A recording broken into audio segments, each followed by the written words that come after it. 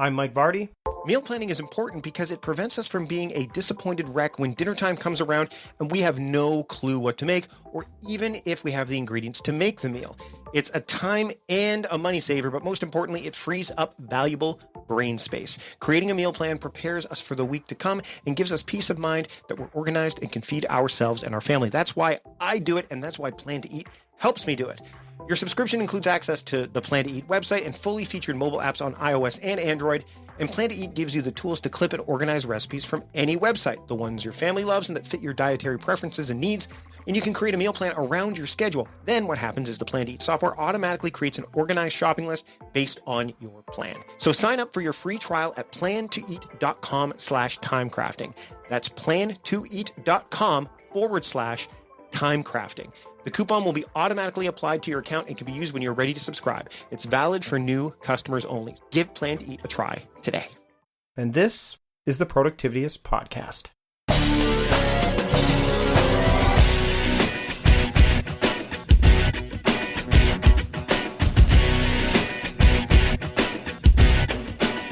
Welcome to the Productivityist podcast. I am your host, Mike Vardy, and this week on the show, I have Srinivas Rao, the author of Unmistakable, Why Only is Better Than Best. It's a bit of a mouthful, and the book is as insightful as you will get when it comes to just figuring out how to be unmistakable and how to make something and create something and build something that is unmistakably you. And Srini and I have a great conversation. We're friends. We've had the opportunity to see each other at several events. We're going to see each other again if you're listening to this prior to the World Domination Summit, which is taking place in August in Portland. I will see him again there because he'll be in Portland while I'm down there. I'm hopefully going to be able to run into him if he's in the area when I'm down in his neck of the woods in September. He lives down in Southern California, and I'll be down there in the later part of September. But enough about what I'm doing with Srini after the show. You want to hear what we're doing on the show, so let's just get into it. Here is my conversation with the author of Unmistakable, Why Only is Better Than Best, Srinivas Rao, here on the Productivityist podcast. Enjoy. I'd like to welcome Srini Rao to the Productivityist podcast. Srini, thanks for joining me. Yeah, Mike, always good to be here. You're one of my favorite people to talk to. Somehow I always find myself drinking with you at any event. Well, we've got World Domination Summit coming up in the next few weeks, so that'll be another chance for us to hopefully get to see each other. But I am holding on to your latest book, Unmistakable, Why Only is Better Than Best. And, I got to say, there are very few books that are dog-eared in my library as much as this one is. And it's funny because I've got several where the pages back to back to back are dog-eared. So It's like a huge chunk of the top corner are taken out. It's great to get a chance to chat with you. I want to talk about the book, and the first thing I want to dive into is the idea of, I'm a Green Lantern fan. We've talked about this. One of the first things you bring up in the book is the idea of fear. Mm-hmm. And when one of the things that I got out of this book, as I read through it, and I actually talked to other people about this and wrote about the idea that the idea of being unmistakable, especially for my Patreon supporters, they got to hear me talk about this in far deeper settings than regular podcast listeners, was the idea that being afraid to just dive into one particular component of my work or to be unmistakable, to do really great work was such a huge revelation for me because it's easy to be shallow. It's easy to be, one of the big things is like covering apps. You and I have talked about this before. The idea of just covering apps and being the app guy. To get out of that is such a huge game changer for me. And it was the reason I'm reading about, the idea of fear, that was pulling me back towards that stuff. Why is fear and why is that voice such a huge part of pushing towards unmistakability, like listening to that voice and paying attention to it? Great question. I think here's the thing, right? By definition, when you do something unmistakable, you're doing something that hasn't been tried before, that hasn't been proven to work, that hasn't, been shown that, hey, this person did it. They got the result that you're seeking to get. In fact, the entire sort of thesis is that this has never been done before. And I think, real innovation, real creativity comes from doing things that have never been done before. But of course, when you attempt to do something that has never been done before, the voice of fear gets really, really loud because it's like, holy shit, everything will go possibly wrong. This might not work. This might blow up in your face. But the thing is, if you kind of look at it and flip it on its head, right? So on the other side of what we fear most often is the things that really will bring the most joy to our lives, the things that will bring the most meaning to our lives, the things that will basically expand our sense of possibility. So let me give you an example. So, I wrote about this in the book. We planned a live event. I don't know the first thing about planning live events. I am not an event planner. I don't, never put on a conference, but we did it, and we had 60 people there, $1,300 a ticket, and it sold out in 2 weeks. But I can tell you, the morning that we put those applications out and we sent the email, I was terrified to check my email. I felt like I was going to throw up because I actually thought nobody was going to come. And I have experienced that exact phenomenon of nobody coming. The second time we tried to do it, failed miserably. And so the thing is that, again, I think it really boils down to this idea that you're attempting to innovate, you're attempting to create something that's never been done before. And the only antidote to dealing with the fear is to actually do the work itself. It's the doing of the thing that makes the fear go away and quiets the voice, because that voice suddenly says, wait a minute, I'm screaming and yelling and telling you to know, and you're still doing it. Okay, clearly I'm going to lose this battle. You've effectively told me to go to hell. So I think that, and the thing is, what we need to do in order to manage that is to train it in very small ways, right? Right. So it's, I talk about this idea of every small wave prepares you for a much bigger one, because the book is all organized in surf metaphors. So, I didn't go from writing my first blog post to planning a live event the next week. I went from writing the first blog post to tons of shitty things that I've created, hundreds of podcast episodes, things that people thought sucked, to okay, level up. Okay, now I'm going to really try for something really daring. And, the consequences are that, it all might blow up in my face. I'll be embarrassed. I'll be humiliated. And I think that if there is anything that is worth doing, those are going to be on the flip side of the very good thing. It's inevitable. Like, you have to realize that possibility of failure, that possibility of being humiliated is going to come with anything in the territory of unmistakable. I was looking at, as I went through the book, one of the things that struck me, there's lots. Again, I'm dog-eared this thing to death, is the idea of, and I want to talk to you about time, because that's going to be a critical component, but the idea of showing up consistently. Like, you talk about that throughout the book, the idea, especially when you use the surfing metaphor, is just showing up, putting the work in. You weren't, and most people seem to think, and or at least the appearance is there, that you're an overnight success, or that overnight successes are something that just kind of, they show up and there's not a lot of work put in behind it. But there's the idea of showing up and putting in the fundamental work before you can really become only, because you have to, I think, and you talk a lot about Robert Greene stuff, mastery, and all that stuff, right? So big fan of his work. What do people need to do? And I don't want you to give too much away from the book, but what's one thing that people need to do that they probably don't think about that they need to do in order to kind of set themselves up for the process of becoming unmistakable? Okay, so this is a very complex question to answer, because I'm not a neuroscientist. I'm not a behavioral scientist. I can tell you this from my perspective, but I think it also, warrants looking into behavioral science, reading books like Mastery, because the subject of mastery, like I said, many books themselves have been dedicated to just that one thing.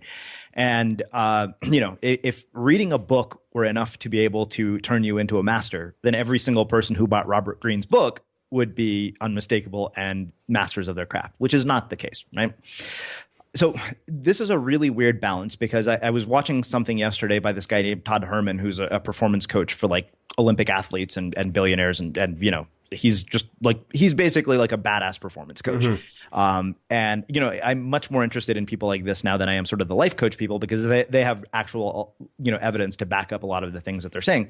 So he said, we can't really go for goals that are more than 90 days because our brain is just not wired to do that. And it's too long of a timeline. Now, the paradox here, okay, is that to become unmistakable, longevity plays a very big role. Sam Altman, who is the president of Y Combinator, said that if you're building a startup, and I think this applies to building anything of significance, that a long-term view is your greatest competitive advantage, because so few people have one. And his idea of a long-term view is 10 years. Meaning that, a lot of people start things thinking, hey, it's going to be 3 to 4 years and I'm going to exit this startup and sit around counting my cash and become a venture capitalist.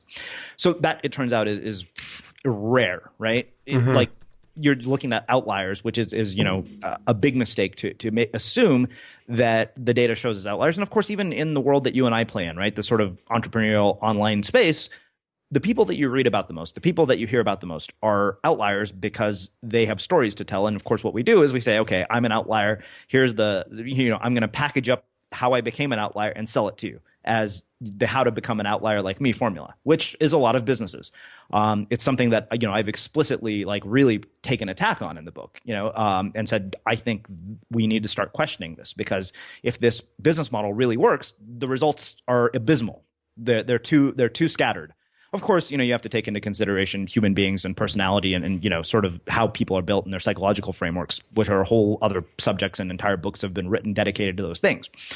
So that being said, you mentioned the idea of overnight success. So I will tell you, I started my first blog in 2008. It was a total piece of shit. Nobody read it.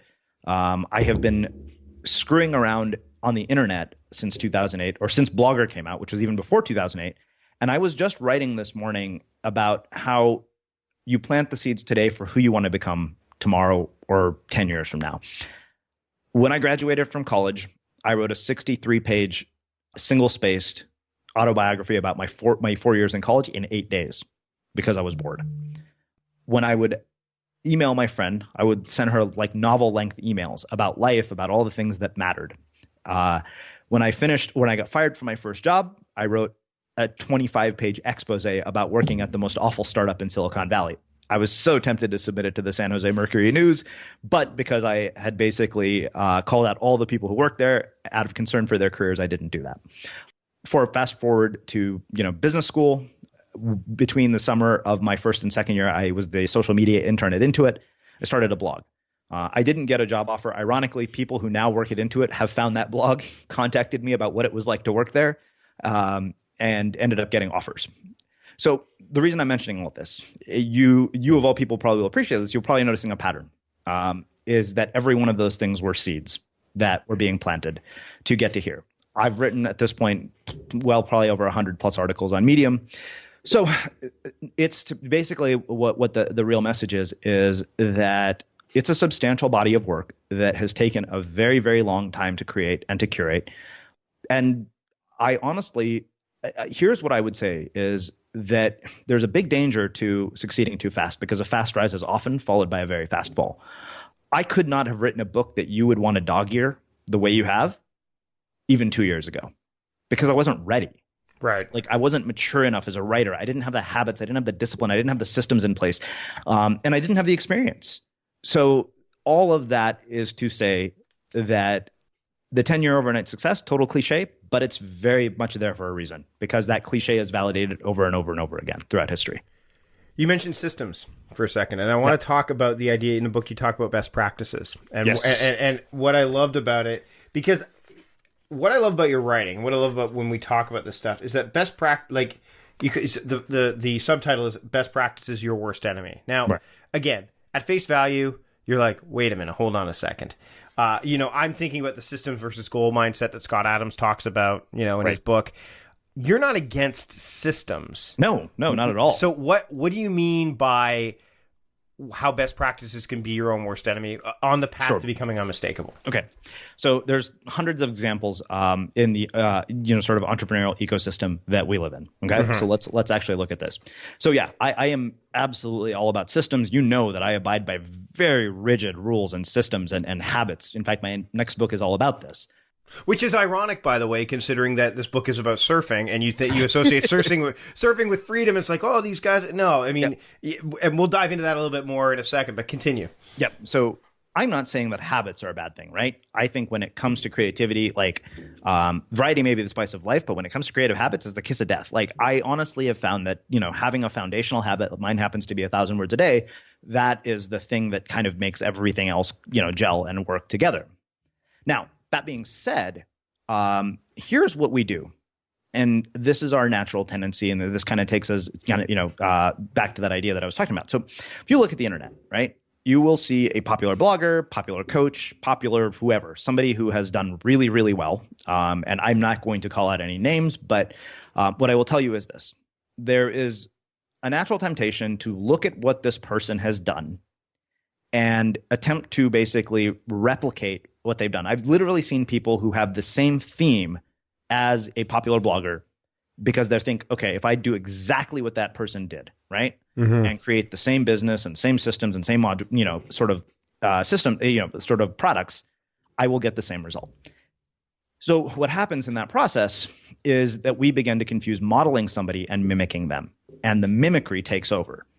And so what happens is you have a lot of cookie cutter Me Too businesses, right? So, the ultimate paradox is the person who signs up to work with a life coach, and after the end of their life coaching session, they figure out that their calling in life is to become a life coach.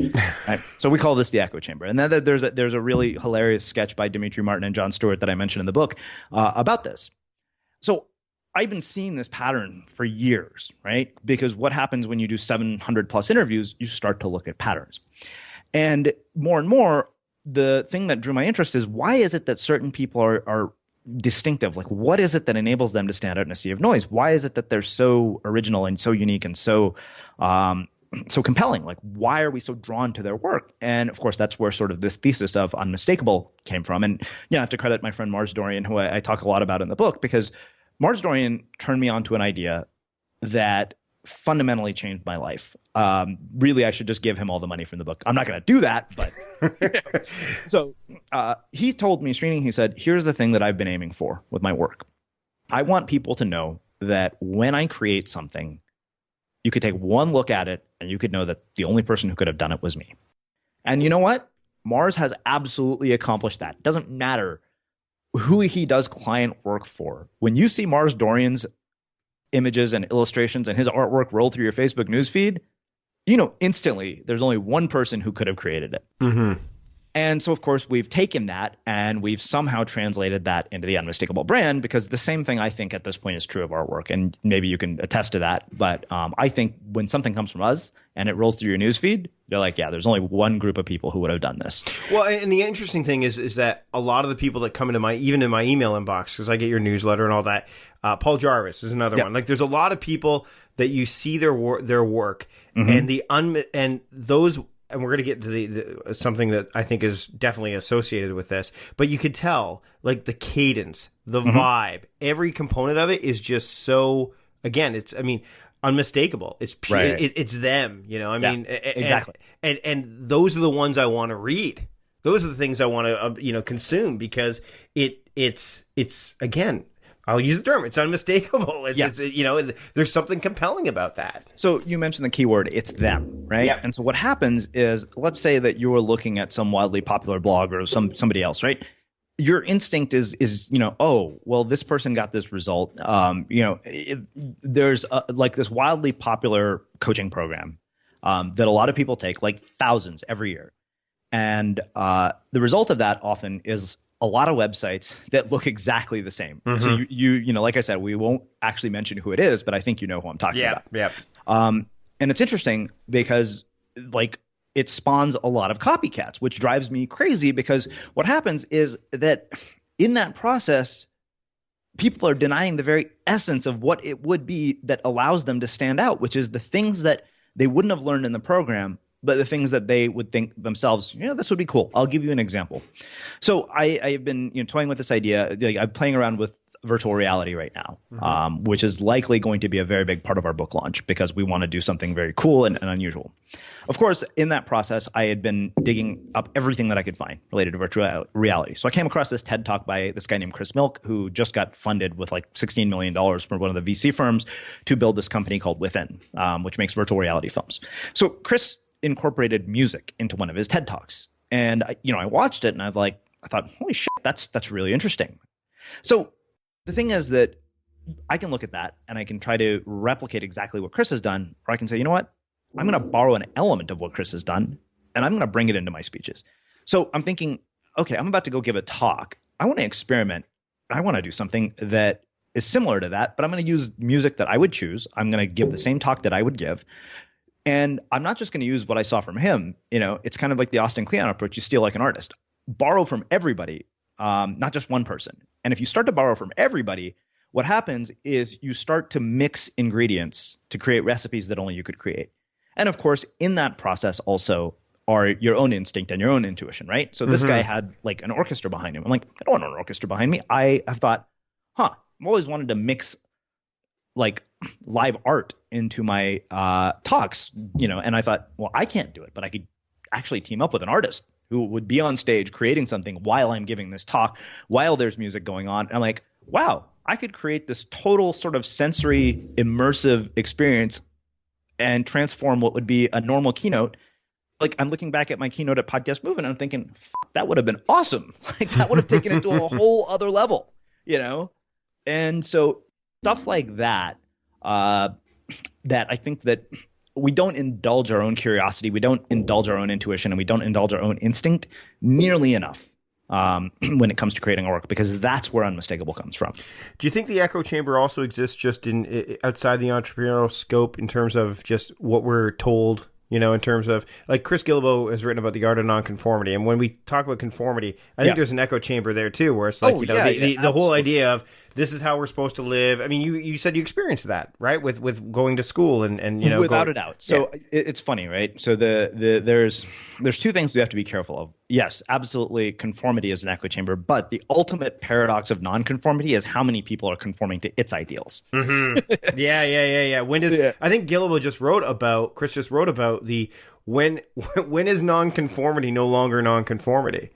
Like, hey, saying I'm going to be location independent, be a blogger in Thailand and write about my lifestyle design journey, not non-conformity anymore. No, totally. That's very, very mainstream. Yeah. I was reading this morning. I'm going through this Walt Disney biography that's like 600 pages long, and so I'm reading it, little bits at a time.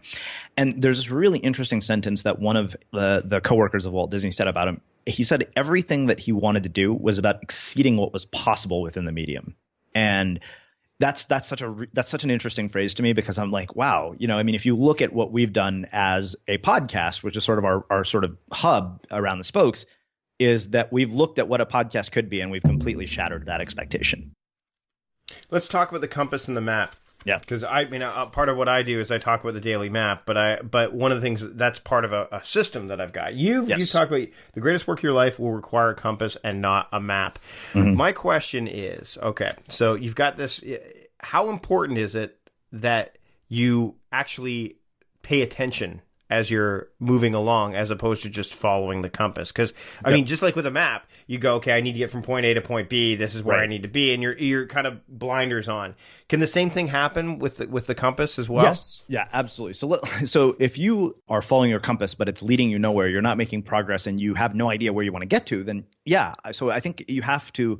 A compass is where that intuition, that instinct, that internal sort of element, that fingerprint that you put on and sort of overlay on your work. That's where that comes from. The compass is where the unmistakable elements come from, right? Like, so you look at what we do at Unmistakable Creative.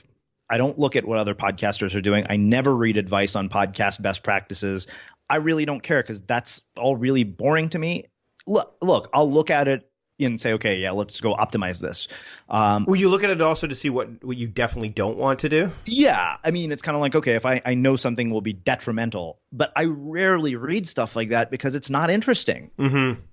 I really don't think, and the other thing is, if you keep reading it like that, you can't help but be influenced by it, so you just end up replicating it. It's like when you're writing a book and you keep reading other books that are, it tends to whittle its way into what you're doing. So it's, you should just read fiction while you're writing a nonfiction book, kind of thing. Yeah, totally. I mean, it's one of those things where, like, a map is great if you, like I said this in the book, it's great if you want to get to where somebody else has gotten before, which is not necessarily a bad thing. Mm-hmm. But a compass, that leads you to destinations that are not explored yet. And what's interesting is that you can use this balance of a compass and a map being, okay, what am I doing day to day? Am I actually making progress to get to the place that I want to go, or am I not? And those are really important. I think that, one of the things that we get sort of caught up in this creative world is creative people hate things that are very linear and analytical. And I am learning more and more as I look at people who've accumulated significant amounts of wealth. As I look at people who perform at levels, they measure their performance. Fred Wilson, the venture capitalist, said that if you look at the habits of most of the successful people, he said, himself included, the companies invested in, what he found consistently across the board is that they track and measure. And so that's where this sort of balance between a compass and a map comes in. That habit of tracking and measuring is your map. That instinct, that intuition, that piece that you don't look to anybody else for, that comes from deep within you, that's your compass. As we get close to wrapping up here, I want to touch on something that I think is really relative in terms of productivity as well as creative work and what you're talking about in terms of being unmistakable. The balance or the harmony between qualitative results and quantitative results. Because I think a lot of people, and speaking to my area of expertise, quantitative is what drives people. How many things did I get done today? It doesn't matter what things. It's just how many did I get to inbox 0? How many boxes did I check off? At what point... Because you mentioned this near the end of the book, the Gaiman quote, right? Like near the tail end, where he says, the idea, the things he did, he was excited and wanted to see them exist in reality. They've never let him down. The time that he spent on them is kind of what really is the thing he looks at. At what point do you need to kind of look at qualitative and give it equal, if not more, focus or credence than quantitative? Because it's got to be there somewhere. I think the sooner that you can look at qualitative components, the faster you will get to where you want to go. And it's such an odd paradox because it doesn't make sense. It doesn't make logical sense. You see this over and over and over again. Like Stephen Pressfield talks about this, and like, I don't think these people are completely void of paying attention to the quantitative. They wouldn't be able to do what they did. No, you're not. You say 1,000 words. That's quantitative. Yeah. Right. And that there's a streak there. There's some, but it's not, it's about, there's so much more to it than that. I think people get caught up because it's easy to understand and it's easy to understand. It's easy to quantify. It's easy to say, guess what? I did, this today. I checked 100 emails. I got to inbox 0. Seth Godin talks about this. He says, okay, so you've tweeted 50 times. You've updated your Facebook status. You've sent 20 emails, but he's always, I think the funniest thing he always says, he's like, yeah, but you didn't do anything that matters. You didn't do anything that might not work. You didn't do anything that could affect somebody emotionally. Like how many people's lives have been changed because you sent emails? Or how many people's lives have been changed because of your Facebook status update? And so I think the qualitative aspect is tremendously important. I think it's you're holding these two things at the same time. I don't think you get one without the other. They're not mutually exclusive, I guess, is the best way to put it. It's just the amount of weight that you put on them at varying times. At some point you got it. Yeah. At some point you've got to go, okay, I've spent a bunch of time working on this really important thing, but now these other things need to be done, so I'm going to check off these boxes. Like, I think a lot of people, again, it becomes a measure of productivity and it becomes a measure of how much you've done, not necessarily the depth, the breadth, not the depth. Yes, right? Exactly. Srini, this has been awesome, and I want to thank you so much for taking the time today. You can get his book, Unmistakable, Why Only is Better Than Best, at online at Amazon. Or you know what? Go to a bookseller and pick up the paper copy too. You can actually go in the paper version. It's and it's a brisk read. It's deep, but it's not massively. It's not dense in terms of page count, but the value in it is huge. And like I said, I can count on one hand the amount of books on my bookshelf that have as many dog ears as this. So thank you so much for putting this together, and thanks for being on the show. Where can people find you online? You can find me at unmistakablecreative.com. And if you go to unmistakablecreative.com/book, you'll see some of the cool things we're doing as part of the book launch campaign. And by the time they're listening to this, hopefully our virtual reality efforts will be off the ground. Awesome. Thanks again for joining me, Srini. Yeah, my pleasure, man. Big thanks to Srini for joining me this week on the show. You can get his new book, along with all of his other works, over at Amazon. But again, if you want to pick up a great read, it's not terribly long, but it's definitely deep, then head out and pick up, whether you go pick it up in a brick and mortar store or online on Amazon, wherever fine books are sold, you will find this fine book. Unmistakable. Thanks to all of you for listening this week. Thanks to those of you who are supporting me in Patreon and listen to this episode anyway, even though you get your own exclusive episode that has additional content. Now, if you're not a Patreon supporter and you want to get that additional content, as well as a whole bunch of other perks, head over to patreon.com/productivityist and you can learn more about it there. If you'd like to rate and review the show to help people find it and just let me know what you think of it, I'd love you to do that. So please take the time and do that, and that will help other people find the show as well. And don't forget to subscribe in the process, because we have a lot of great shows coming up each and every week here on the Productivityist podcast. That's it for this week's episode. Thanks to John Polster, my podcast producer, for putting the show together. And until next time, I'm Mike Vardy, reminding you to stop guessing and start going.